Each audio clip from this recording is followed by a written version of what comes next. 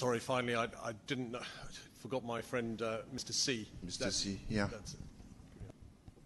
I would like to raise the question to both of you. I did it about 2 years ago about Senegal having oil and gas, how to make it a blessing and not a curse.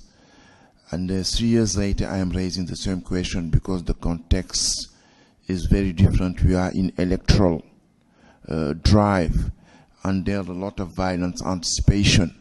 What kind of advice, again, can you give us in order to go through this period in a very peaceful country who so far we have been to election without any big problem, but this time is very, very serious. Thank you very much.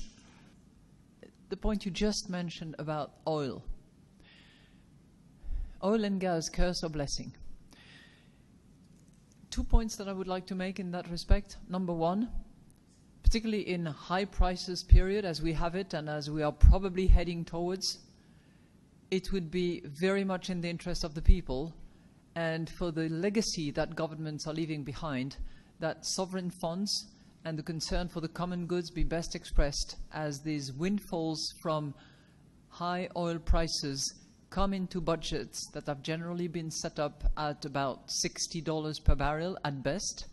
And when the price per barrel goes to 85, 90, that windfall would be best channeled to where it will serve the people. Second, subsidies are on the rise. Subsidies have been very nicely removed at the time when oil prices were down. That was the easy thing to do. Unfortunately, many countries did not lock in a price mechanism that took account of possible price increases. We are now at a price increase level, and there is a tendency and a temptation to reintroduce the subsidies for political purposes. Let's face it. It's not for environmental purposes that it's being done. It's for political short-term purposes.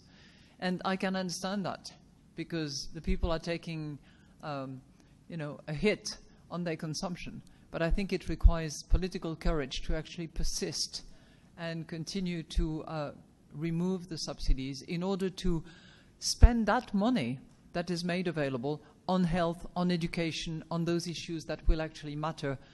Whatever the oil and gas that Senegal has found, Senegal has been not bad in terms of investing in people, but not nearly enough to prepare it for what the economy will bring in the very near future. And so part of it, as we now look at things like the natural resources curse, we think that the source of that curse could be that you didn't take those receipts and turn it into human capital investments, and that very well could be the key to the future. And let me just say one other thing. As we look at the potential for developing countries, especially in Africa and South Asia, to go down the traditional path of development, agriculture, light manufacturing, heavy industry, we're very concerned that that path may have been closed off. And that the path that seems to be much more open is to go from agriculture or wherever you are directly to entrepreneurship. That seems to be the formula that could very well drive economic growth in the future, and that will require a good policy environment, but more than anything else, very high-quality human capital. Thank you. Can I just thank Dr. Kim and Madame Lagarde very much indeed. They have given an awful lot of their time, and we really appreciate it. So thank you very much. Thank you.